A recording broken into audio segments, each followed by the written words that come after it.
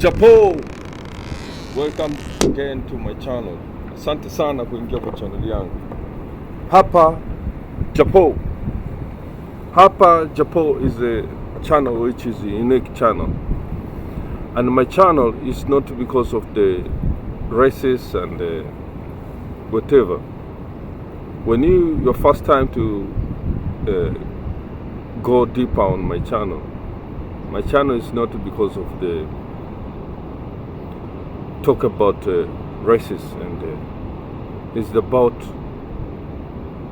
to make people to understand, not because of the accusing anybody. I mean accusing people who the kind of religions and kind of bad video. And maybe people who think I'm racist or I'm trying to accuse anybody. And I repeat again, my channel is not because of the races. I don't consume races, and I hate races because I want to try to make people to be together. Yeah. And another things, before I'm going very far away, I want to say thank you so much for people who they give me support and they try to subscribe my channel. And I'm so appreciating about that. Thank you so much for your support, and I will continue to get researching, get more information, because right now we have technology. Now we can get technology very easy. Everything, the things they were hiding, we can get in the open places, whereby they have a technology whereby we can get everything very inconvenience way. Now my topic today is not, I don't want to go give you a lot of words, a bunch of words, but I want to just say to try to understand me. I'm not here to accusing anybody. I'm not accusing albinos, I'm not accusing Indians, any kind of people. I don't accuse anybody. I want to just try to talk the truth and to teach, to try to give people information where I'm getting to share with you. You understand what I'm saying? Now, you need to click what I'm saying. And I don't say albinos or white people to accuse people like that. Like I'm saying albinos, that's why I accuse them. Especially, even if albinos, they can people. Now, we cannot say I'm not abusing these people, they are albinos. That's why we can make them inferiors or to make them superior. It's not a matter of big family, because a lot of people they are bamboozled. We call it bamboozled or brainwashed in short. Brainwashed, bamboozled, bamboozleries. We call bamboozle. Bamboozle is like someone who they brainwashed. Now the things they taught you in the school, or the way you grown up with the environment whereby people they are bamboozled. Now the things we need to do is to re-educate it again, because we miseducated almost of us.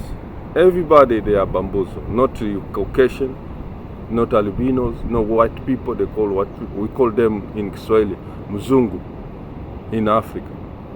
Wazungu, Wafrika, everybody they are bamboozled.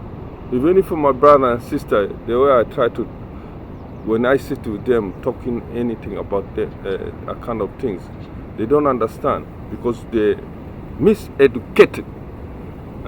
That is the big problem. The big problem we have is miseducated. Now we need to try to go and research by yourself. Me, I'm just trying to give just a small clue. You don't need to trust me, or you don't need to listen to me. You have technology. Go ahead, support my channel, the hapa Japo channel. Nimesema asante sana kujaribu kunisupport sana, kuingia kwa kunipatia nguvu ili niweze kuwapatia mistari kwa unaga ubaga. Mimi sina mengi sana ya kuelezea, na nimeshukuru sana kupata support kutoka nyinyi kwenu, na nitajaribu kutafuta mistari mingi hapa na pale, ili nikipata mistari hapa na pale niweza tunaweza share pamoja. Kwa si ati nasema mimi ni smart kumliko mtu mwingine, na nasema kwamba hata kama ni mzungu ama Mwafrika, Muhindi, sisi sote tumetoka kwa mama mmoja na baba mmoja.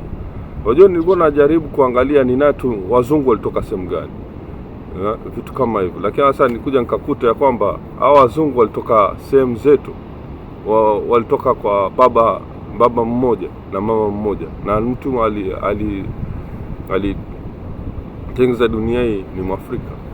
Sasa hatutaki kudharau mtu yote. Usidharau mtu yote, na mimi pia sidharau mtu yote. Sidharau mdudu, sidharau binadamu, sidharau mnyama.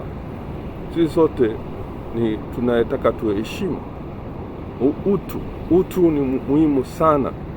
Utu, respect is very important.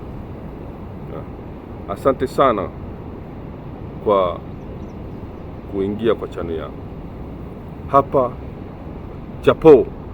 Hakuna channel lingine hapa Japani inaweza kupata iko kwa ground. The only channel which is on the ground and give you the all information here in Japan is just hapa Japo, the only channel. Hakuna channel lingine, usidanganywe. Channel iliyo the ground inaweza kuwapatia mistari ni hapa Japo ndo African. It is ridiculous to believe that Arabs overruled and enslaved African people on a whole-scale colonialist type mission, as proposed by today's so-called Afrocentric movement. The most popular Afrocentric perspective of al-Islam is basically the same as the Eurocentric view of man, history, and reality. The Afrocentric movement has with some degree of success analyzed, critiqued and revised the biased and most certainly racist presentation of Africa by so-called European historians. However, when it comes to al-Islam and the Muslims, the Afrocentric movement, embraces the Eurocentric view, wholeheartedly. Particularly as it relates to al-Islam and its usefulness among African Americans/Caribbean and its major role in African history. In fact, in some cases Europeans have been much fairer in their writings, analysis and projections of Islam than many of the leading advocates of Afrocentricity. The most popular Afrocentric perspective of al-Islam is that it, like Christianity, led to the destruction of African civilization, and that Islam is a religion/way of life/philosophy created by Arabs for the advancement and edification of Arabs and their culture. Al-Islam, according to many advocates of Afrocentricity, is not an indigenous African religion, and therefore African people should reject it. I. John Hendrik Clark, Chancellor Williams, Dr. Ben Buchanan. What foolishness! What hypocrisy! Nothing could be further from the truth. Aside from the fact that the Prophet Muhammad, who, his family, and many of his companions, but were pure black Arabs of African origin, the basic principles of Islam do in fact have their roots among the ancient Africans, i.e. the unity of the Creator, worship, life after death, moral, community, laws, polygamy, fasting, showing respect, not worship, to our ancestors, male and female circumcision, Judgment Day, to name a few. The Quran came and confirmed some of these ancient practices. Because Islam, the peaceful submission to the one creator, was and is the religion, culture and spiritual expression of all times, taking on various forms at different times, locations, tribes, languages and environments, while fundamentally remaining the same essence. The Quran as revealed to the blessed Muhammad, who is the completion, final revelation of all those spiritual expressions. Yet the average Pan-Africanist is so engulfed in their zealousness for countering the Eurocentric deception of Africa and its peoples, particularly Egypt, that very little if any research is done on equally countering the historical and ongoing deception of Islam, Arabs and Africans. 2. Enslaved African. The Kafirs, disbelievers and enemies of Al-Islam, conceal the truth and are constantly engaged in mass deception. The increasing incidents by those who accuse pale Arabs of enslaving Africans must be in response to the fact that reversions to Islam is highest amongst the African communities in America and Europe. In other words, the Kafirs' devious strategy of enslaving Africans, taking them away from Islam and Arabic, one of the literate languages of their enslaved ancestors, has failed and is failing after 500 years of trying. And what a spectacular failure! Islam was spread by the sword, a very popular accusation. There is no truth to this expression. If Islam was spread by the sword, what did the non-Muslim army facing the Muslim army have in their hands? Did they have sticks or toothpicks? They too must have had swords. The sword was the weapon of war at that time. Is it possible that the swords Muslims had in those days were sharper than those of Africans? Are you suggesting that the black man, with all his scientific knowledge and heavily melanated physique, is really just a wimp? And where is the sword of Islam in America, where the Muslims now number 6 million and 50% of them are African American? Did Arabs attack Brooklyn, Bronx, Detroit, Washington, Brixton, Manchester, London, Birmingham and Leeds? Of course not. So who did enslave Africans? Africans are physically the strongest of all the nations/tribes on the earth when it comes to ground or one-on-one combat. Pale Arabs are not only physically weaker than Africans but far less numerically, both in modern and ancient times. See how the oil-rich Arab countries are totally dependent on military personnel, mercenaries, from Europe, America and Pakistan for their defense from fellow Muslims in Iraq and Iran. The only people who had the strength to take on Africans and enslave Africans were Africans themselves, not the Arabs and not the Europeans. Many of the Africans who were enslaved were Muslim Africans. Deeper Roots equals Dr. Abdullah Hakim Quick, African Muslims in the Atlantic slave trade equals A. Austin, Roots equals Alex Haley, Christianity, Islam and the Negro race B. W. Blyden, African Muslims enslaved in the Americas, Sylvian A. Diouf. Many of the Africans who did the enslaving were Christian Africans who had converted to the faith after relinquishing their own tribalistic spirituality. 3. Enslaved African. The Christians. During the dominant European period of slave trading, the Scramble for Africa and colonization, Christian Ethiopia was the only African state that was left virtually untouched by European colonization. In fact, its empire doubled in size during the Scramble for Africa. On page 442 of The Triumph of the West by J.M. Roberts, there is a map of the world showing those parts of the globe that came under Western domination by 1914. Ethiopia stands out like a sore thumb, and so does Liberia and Sierra Leone, who are Christian states created by Britain and America for the settlement of intellectually, morally, and spiritually weak Africans who had been Christianized. Black Power. famous Islamic scholar Al-Jihaz, 778 to 868, wrote of the physical superiority of the African nations over all other nations. For example, he states, "We blacks have conquered the country of the Arabs as far as Me conquered our country. Our people, the Zings, an African race, revolted 40 times in the Euphrates, driving the inhabitants from their homes. Blacks are physically stronger. A single one of them can lift stones of great weight and carry burdens such as several whites could not lift nor carry. Between them, they are brave, strong. These good traits are the gifts of God." Excerpt taken from the book, The Superiority of the Blacks Over the Whites. When the last prophet, who was born in the year of the elephant, Abraha al-Ashram, the self-styled emperor of Ethiopia and Yemen, tried to attack the Kaaba at Mecca with a force of 40,000 men, cavalry, and armored elephants. The pale Arabs could not fight the Ethiopians, nor could they even defend their own territory. The Arabs fled on their camels to the top of the mountains. This is a well-documented fact in Islamic and Arabian history. There is even a prophetical oil wealth/petrol dollars advantage. So how can Arabs have enslaved a physically stronger nation when they cannot even fight and displace an occupier? Pale Jews, who are described in the Quran as people who turn their back on you, i.e. cowards when it comes to fighting.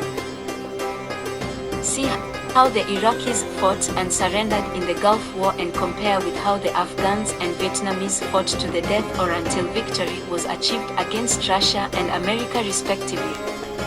Yet, his storybooks tell us that pale Arabs are the people who enslaved Africans. What a load of rubbish.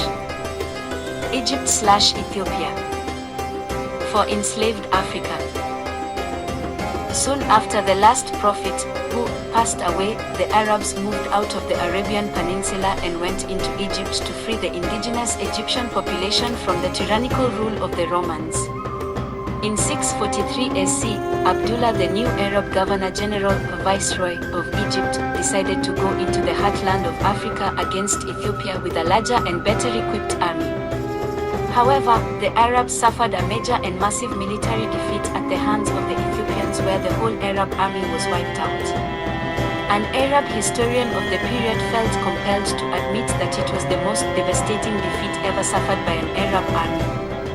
Thereafter, the Arabs became more cautious, changed direction and proceeded with revealing the last message along the North African coast, crossing into Spain in 711.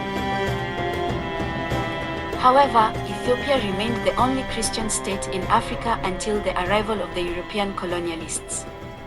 Read The Destruction of Black Civilization by Chancellor Williams, Third World Press, Chicago, Illinois, 1976. By the time slavery had started in the 1400s, the Arabs had become significantly weakened as a military force. By the time of the Western Crusades, 1095 to 1250s, and the Eastern Crusades, namely the Christian-backed Mongol invasion that culminated in the sacking of Baghdad in 1258. Their military response to these successive invasions can best be described as pathetic. The Arabs were saved only by the intervention of non-Arab Muslims, e.g. Salahuddin Ayyubi, from Kurdistan, the Mamelukes, Muslim kinsmen, to the non-Muslim Mongols and Tatars, and then the Ottomans who took over the caliphate. The Arabs were in no position to enslave other people after suffering such bruising attacks from Central Asia. The African peasants in Asia. When Islamic rule was at the height of its splendor in India, there was a considerable influx of African Muslims from East Africa, coming as traders and mercenaries and settling in the Deccan, east of Bombay, and Bengal region, Barbek Shah. Whenever there is TV/video footage of an American/British policeman beating up an Afro-American/Afro-Caribbean, the African is always outnumbered by his attackers because his attackers are too scared to take him on man-to-man/on a one-to-one basis. Remember Joy Gardner, Stephen Lawrence, Dwayne Douglas, Rodney King etc. Ghettos. Some of the cities, in which Africans have a large presence in America and Europe, are known as no-go areas because the indigenous population fears them. So if white man fears walking through his own land, how could he have traveled to the dark continent to enslave Africans, having only just discovered the world is not flat and monsters do not inhabit the sea? China. Britain could not fight the Chinese and so introduced opium as a way of weakening them. In order to rule and maintain its empire, Britain created the 2 million strong British Indian Army, the largest all-volunteer army ever created in the history of mankind. Consisting of the so-called martial races of South Asia. This army was deployed against the Muslims of Africa, the Ottomans, even fellow Asians, the Chinese in the Opium Wars. In World War I, Britain had to resort to conscription because not enough men came forward to fight, whilst in its colonies, the natives of India volunteered. Now they are recruiting women to fight on the front line. The Native American Indians. Sitting Bull, the leader of the Teton Sioux, c. 1831 to 1890 said, "We have now to deal with another race, small and feeble when our fathers first met them, but now great and overbearing, and recall, the Americans could not fight the Native American Indians man to man, and so fought them indirectly by wiping out the buffalo, which the Red Indians were totally dependent on for food/meat, clothing." 6. Enslaved African. Milk, transport, trade, etc. Another tactic was the use of germ warfare, i.e. deliberately infecting the Native Americans with European diseases. Vietnam. The debacle in Vietnam and Somalia is further evidence of their weakness and cowardice. In fact, when stooges like Martin Luther King came on the scene, it was at a time when the war in Vietnam was stepping up and men were needed to fight in Vietnam. They wanted African Americans to fight their war in Vietnam because they themselves are cowards. People like Clinton fled to Europe to avoid the Muslims in Iraq, Sudan, and Afghanistan. Thus the headers like Martin Luther King wanted equality for Afro-Americans, and once achieved, they could then go and fight in Vietnam as equal citizens of America. But African American Muslims like Muhammad Ali, the famous boxer, saw through this trick. Indeed, they are so desperate they even rely on cowardly Kafir mercenaries for their protection. Some of these Kafir armies have to recruit women to fight on the front line because their own men don't want to fight. Women on the front line. Article Time Magazine, September 1993. Ghana. It took hundreds of years for mechanized European armies to colonize the whole of Africa. For example, in the Ashanti Wars of the early 19th century, the British tried to occupy the hinterland of the Gold Coast, now called Ghana. There were 11 major wars in this conflict. The Ashanti won all of them except the last. In these wars, Ashanti generals, and we should call them generals because they were more than equal to the British generals who failed to conquer them, stopped the inland encroachment of the British wars. In 1896 the British exiled the Ashanti king Prempeh, but still were not able to take over completely the hinterland of the Gold Coast. The British still did not give up their desire to establish their authority in the interior of the country and avenge the many defeats they had suffered at the hands of Ashanti.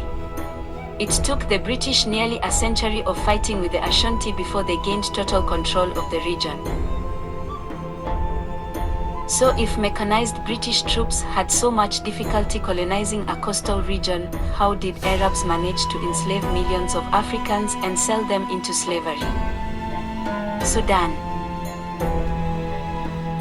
When Britain colonized Egypt, they began fighting with Muhammad Ahmad Mahdi of Sudan, an African Muslim. The British organized 3 mechanized armies against the Muhammad Ahmad, namely the Anglo-Egyptian Army, the British Indian Army, and the Ottoman Army.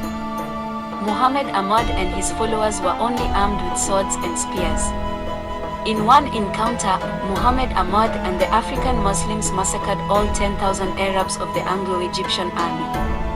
One of Britain's best generals, a coward by the name of Charles Gordon, was killed. Britain then had to send another one off. 7. Enslaved African. Its elite generals of the British Army, a sodomite called Kitchener, to destroy the Sudanese Muslims. It took a mechanized army to destroy Muhammad Ahmad and his followers. Winston Churchill was a reporter at the time, and his dispatches described the sheer bravery of the African Muslims who fought to the death against the might of combined modern armies from Egypt, Britain, and India, without fear or cowardice. Read Scramble for Africa, and the White Nile equals A. Moorhead. Somalia. When America, a perceived superpower, went into Somalia in 1993 for so-called peacekeeping duties, young African Somalis forced their military out. American soldiers armed to the teeth with all their sophisticated weaponry could not take on the African boys. So whoever enslaved Africans had to be physically strong. Otherwise, as Mike Tyson has recently shown, an angry African can easily bite your ear off. What about the Maroons of the Caribbean? And the countless slave revolts in North and South America? When Britain fought against the Mad Mala in Somalia, 10,000 Christians from Ethiopia joined them. And no one but Africans could have enslaved Africans, and it was Christians Africans who were taking Muslim Africans captives and selling them to the Europeans at the coast. There was a crusade/jihad taking place between African Muslims and African Christians. It is unbelievable and illogical to believe that Muslims would sell prisoners of war to their enemies, particularly as the enemies are Christians from Europe who had recently ended the 700-year-old Moorish civilization in Spain and are now conquering Muslim North and West Africa.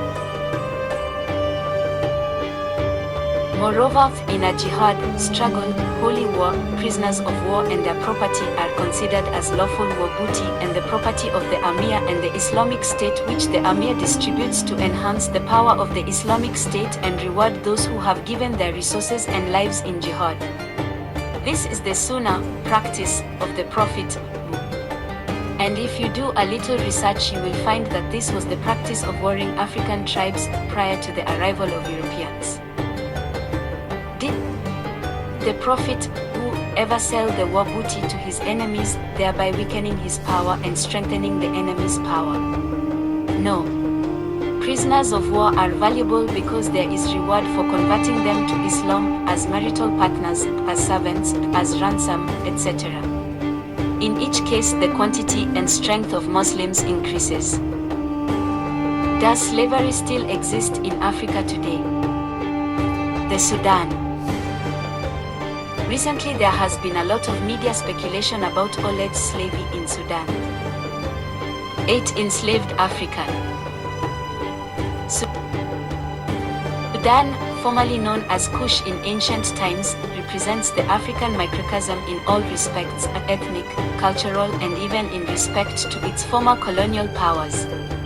Like almost every other African country, not only was Sudan bequeathed an ethnic problem, the problem was itself created and nursed during the colonial period, and the conflict seems to have become so dear to its creators that they would not allow the Sudanese to come to any mutual agreement. Nubians. Historically, the northern Sudanese are descendants of the ancient Egyptians and Nubians of the Nile Valley.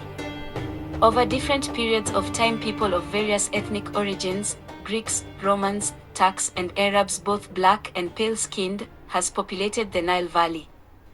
These migrations have resulted in a small part of the population in the north having a hybrid or mixed appearance. But for the most part, the majority of the Nubians have retained their African features and customs. Check Anta Diop equals the African origin of civilization. By the time Islam had become the dominant culture in Sudan, North, West and East, the ancient Cushitic civilization had long since declined. There was also a large presence of black Arabs who had migrated from southern Arabia and had intermarried with the local inhabitants. History of the Sudan equals Dr. Abdullah Tariq Al-Mansour.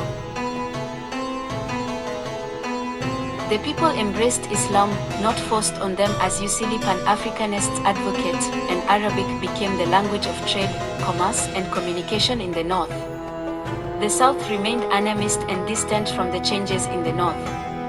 Later on it would embrace Christianity through the European missionaries, although still up until this day, there still remains a large percentage of animists.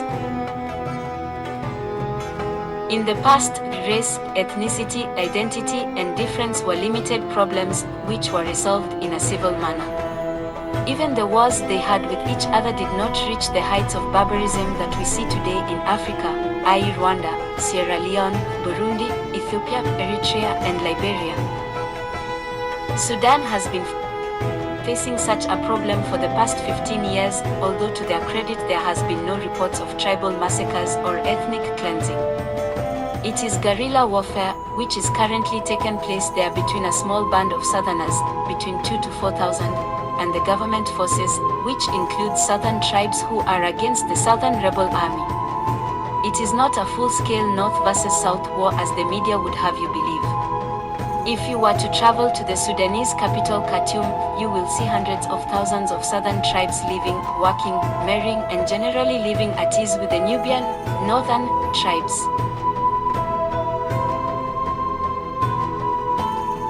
The Western press have used terms such as Muslim versus Christians, or worse still Arabs versus Africans, and the Afrocentric movement, who at one point accused the Western press of distorting news or history, but hypocritically support the press on their tirade against the Sudanese government.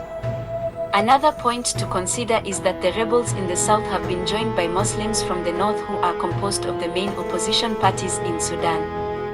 So basically it is political problem as well as ethnical and religious. It is black versus black, just as in the rest of Africa and the Caribbean, where there is conflict and strife. But the Afrocentrist doesn't want to see it that way. Why? Because Muslims are involved and we know you don't like Islam. 9. Enslaved African. As far as the allegations of slavery are concerned, it cannot be denied that individuals have taken advantage of the situation, and this is a shame on African people, and the Muslims and those who are participating in this inhumane practice need to be condemned, I could say worse. However, the situation has been definitely blown up out of proportion, and we should be wary of white Christian groups such as Red Cross or Christian Solidarity International, who are at the forefront of the slavery propaganda machine. It is not just the selling of Africans that should be our prior commitment, equally so we should be concerned about the trade taking place in our communities right on our doorstep, i.e. the selling of drugs within our communities by Africans, the selling of fast food within our communities, the selling of degenerate music within our communities by Africans, the selling of negative movies within our communities acted and promoted by Africans.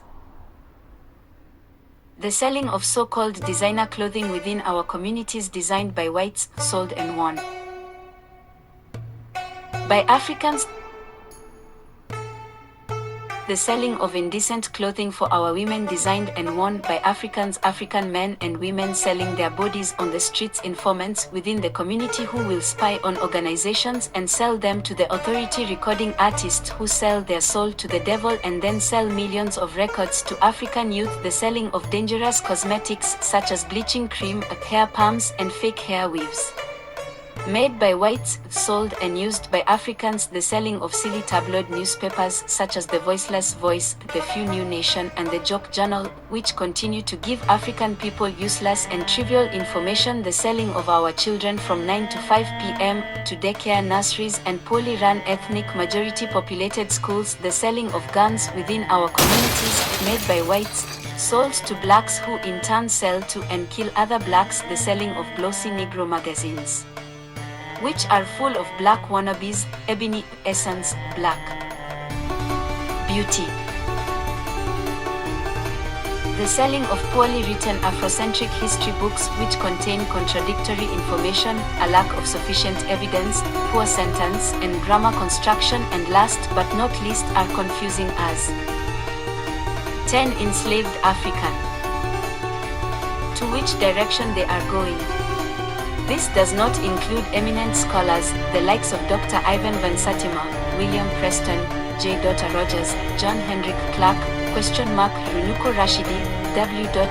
Du Bois, Edward Wilmot Blyden, Sheikh Anta Diop, Menwayne Chandler, of whom I don't agree 100%, but they stand head and shoulders above most of the emotional drivel that is currently saturating the market of our historical knowledge.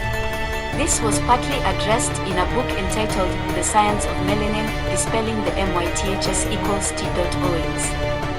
More. Now you tell me which one is worse. Physical slavery or mental slavery? Or are they as bad as each other? Face the facts. So, it was Africans who made the slave trade possible through ignorance, greed and envy. And yes, all were involved, animists, Christians and Muslims. It is a sad and painful truth, but a reality we have to contend with if we are to become the people we are supposed to be. The romanticizing about Africa and its peoples has to stop. There has always been a negative element amongst us from way back. Their descendants are amongst us today, reaping havoc and hell in our communities, countries, organizations, and leadership. If you are sincerely seeking the truth about Al-Islam, then you should go to the primary source, which is the Quran. If you are going to judge Islam by the Muslims, then you will find fault because people often do not reflect their beliefs in the prescribed way, which in turn breeds hypocrisy. Even with the conscious African-aware advocates, have our own individual shortcomings. We are all humans, here, on earth, striving on the path of knowledge, truth and enlightenment. But it is not an easy path. What you may say and do today can easily change tomorrow, but the true and sincere believers know that Allah's, God, truth is infinite and with it there is no confusion. In conclusion, I leave you with this beautiful narration from the beloved Messenger of Allah, the unseen source of all creation. The believers in their mutual love, compassion and sympathy are like one body. When one of its parts suffers from some illness, the rest of the body shares it.